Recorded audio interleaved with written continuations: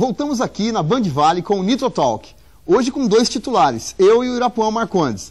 O Diógenes continua de férias e volta semana que vem. Bem, hoje vamos falar mais de um grande problema brasileiro, a lentidão na justiça do país. Com certeza é um dos nossos maiores problemas. Isso afeta a vida de todos nós, empresas e pessoas, ricos e pobres, homens e mulheres.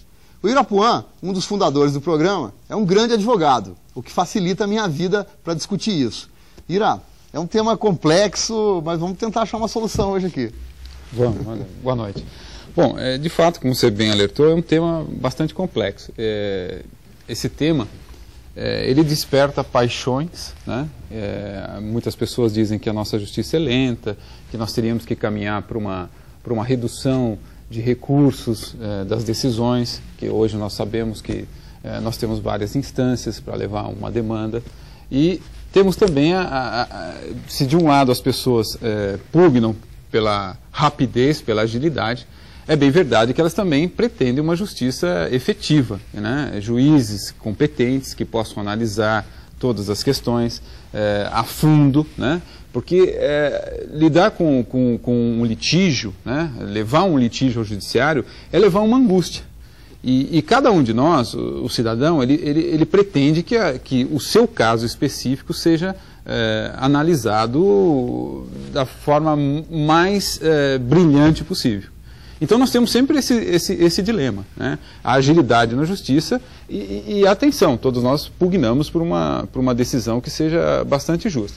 Mas é bem verdade que analisando essa situação, a justiça brasileira hoje pode ser considerada como uma das mais morosas justiças que nós temos, dado ao número, a enormidade de processos que nós temos. E esses processos são distribuídos a um grupo de magistrados e efetivamente eles não dão conta de todo esse... Então, se você falou de número de processos, eu vou te dizer uma coisa. Justamente por sabermos ou saberem que a justiça é demorada, que algumas pessoas usam mais recurso, demandam mais, recorrem, o que acaba entupindo, realimentando esse sistema, entupindo os tribunais. No momento em que a gente tiver decisões mais rápidas, o número de processos, de recursos e processos, graças a acessar essa realimentação, vai diminuir. Eu queria... Hoje a gente vai fazer um nitro mesmo aqui. Eu vou te dizer algumas ideias e a gente vai discutir aqui e tal. Então, por exemplo, uma das ideias que eu tenho, primeiro, é dizer que essas mudanças teriam de ser feitas a nível de Constituição. Acontece que, para não causar uma insegurança jurídica no país, eu tenho aquela tese de que a gente pode fazer constituinte por temas. Então, essa seria a minha Constituição, a minha constituinte judicial, tá? Então, é o seguinte, eu acho que não deve ter a segunda instância, por exemplo, que é hoje, a segunda instância, que se recorre ao tribunal em segunda instância. Eu acho que todo esse aparelhamento da segunda instância devia descer para a primeira instância, reforçar a primeira instância, deixar a justiça mais próxima do cidadão, quer dizer, abrir comarcas onde não tem, reforçar as que já tem, e, mais ainda, que as decisões de primeira instância tivessem tutela imediata. Agora você pode detonar. Vamos lá. Vamos lá. Não, é um assunto bem complexo, porque toda vez que nós falamos em morosidade do judiciário, um tema que sempre vem em primeiro plano é a diminuição de recursos e como você está citando aí, a questão da supressão de instâncias. Tá, tudo bem. Nós reduzimos uma instância, tornarmos efetivamente a decisão de primeira instância já... A decisão de primeira instância teria de ser efetivada já, porque não tem cabimento o tempo que se demora. Se a gente parte do princípio que numa demanda um vai ganhar e um vai perder, quando você tem um tempo muito grande, então com certeza você está decretando a injustiça para uma das partes. Mas tudo bem, eu vou deixar você continuar. Só para você ter um dado importante, existe uma pesquisa no Tribunal de Justiça de São Paulo, um levantamento, na verdade não é uma pesquisa, é um levantamento. E desse levantamento a gente tem o seguinte dado importantíssimo. De cada 10 sentenças de mérito, praticamente 7 a 8 são confirmadas. Então, ou seja, os recursos da segunda instância de 10 pleitos, 7 confirmam a decisão em primeira instância. É bem verdade.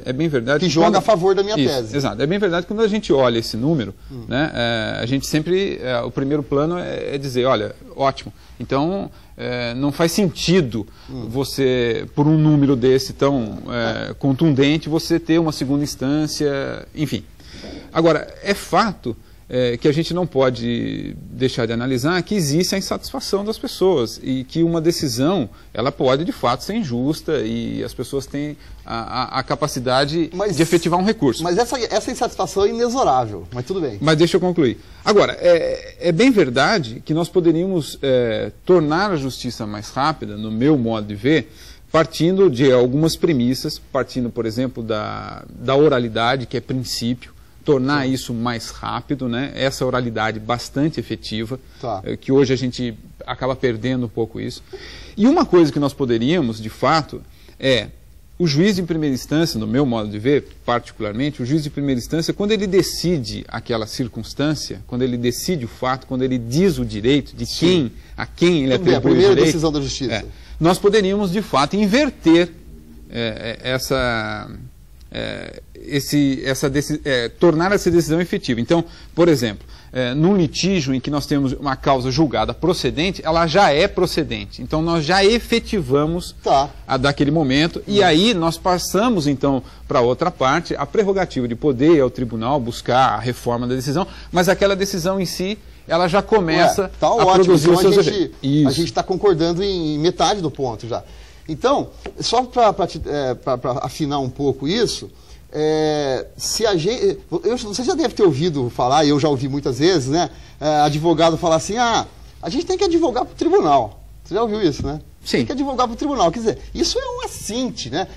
Isso quer dizer que as justiças de primeira instância são irrelevantes, né? O que na verdade não é para ser, não deve ser e não era para ser. Então o advogado diz assim, a gente tem que advogar para o tribunal. Mas na verdade tinha que ser o contrário, a justiça mais perto do cidadão que tinha que ser a efetiva. Eu vou trazer, você estava comentando bastante essa questão da morosidade, eu vou trazer um dado aqui para você que espanta um pouco, né? Nós estamos falando aqui, esse aqui é um dado de uma ONG que você conhece, chama Transparência Brasil, né? E ela produz relatos importantíssimos, né? E ela tem um projeto aqui que se chama Meritíssimos, e ela tem uma expectativa, ela conseguiu analisar uma expectativa de demora que esses processos permanecem com os ministros do Supremo Tribunal Federal. Então, esse número está em semanas. Então, vou te dar um exemplo. O ministro Celso Mello tem uma expectativa de solução das demandas em 40 semanas. Quase um ano. O Ricardo Lewandowski, 41. Gilmar Mendes, 45. Ellen Grace, 47. César Peluso, 50 semanas. Carmen Lúcia, 52 semanas. Carlos Brito, 52. Marco Aurélio, 59. Joaquim Barbosa, 85 semanas. Aqui falta o ministro Toffoli, porque o ministro Toffoli, nessa pesquisa... Entrou depois desse levantamento. Ele entra e essa pesquisa está registrando 2 anos, né, pelo menos. Então, ele não compõe essa estatística. Mas, para você ter uma ideia de que, efetivamente, aguardar 40 semanas ou 85 semanas... Isso para a terceira decisão, né? Isso. Porque quem está nos ouvindo agora fala assim, um ano é pouco, nós estamos dizendo para a última decisão. Mas você precisa considerar um dado importante. Aqui, nesses processos que compõem, que abarrotam os tribunais, existem as questões do Estado, né? O Estado brasileiro, ele é réu nessas ações, né? Ele é réu, ele é autor nessas ações e ele também contribui inumeramente, em números bastante significativos, de forma bastante determinante, para essa morosidade, para que nós tenhamos cada vez mais processos nos tribunais. Porque ele entra naquele sistema de realimentação, tanto ele como réu, que tem obrigação, inclusive legal, de recorrer a todas as instâncias, e ele como autor, ele acaba também entrando nessa ciranda maluca aí. A gente tem um último minuto agora, vamos arredondar isso aí, então eu vou sintetizar a minha tese e você termina. A minha tese é o seguinte: aparelhamos a primeira instância com toda a estrutura que a gente tem na segunda instância dos tribunais estaduais, descemos ali, aparelhamos a primeira instância, dá-se efetividade aquela sentença, ou seja, a tutela imediata, e o recurso, se houver, seria no STJ, para não falar em matéria constitucional, seria no STJ, porque aí dá uma arredondada, deixa o país homogêneo com essas decisões. É isso. Na verdade é o seguinte, nós temos que ter um conjunto de medidas, né? Eu acho assim, nós temos que ter um outro programa, estudar uma outra matéria para a gente efetivamente dizer quais são as medidas. Mas você tocou um ponto importante. Se a gente conseguir tornar sentença de primeiro grau efetiva, certo, invertendo isso, já é um grande avanço. Passo. É um grande passo. E depois estudarmos as medidas, né, que tornam efetivamente a justiça mais rápida. Tá. Essa é uma outra discussão e a gente vai ampliar muito o foco. Isso é importante. Não, inclusive o tema rendeu e esses minutos voaram aqui. A gente vai fazer um outro mais profundo sobre isso. Bom, essa semana também chegaram vários e-mails com críticas e sugestões.